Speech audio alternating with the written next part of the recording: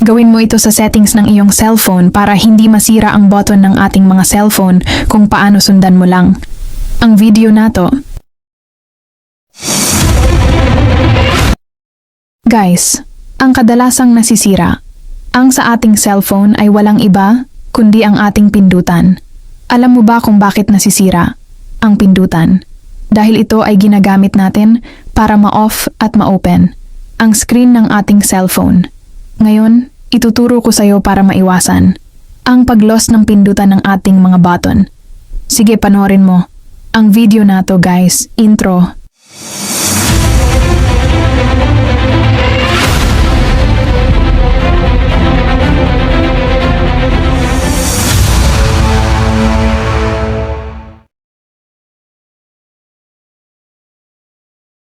Open mo ang settings. Dito sa search bar, type mo ang double tap.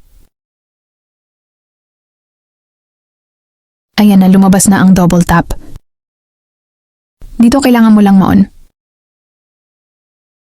Ayan na guys, naka-on na.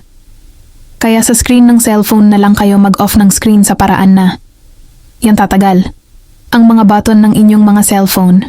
Kung nagustuhan mo ang mga ganitong tutorial video, isang thumbs up naman dyan. DJ Heart 26AI, follow, share.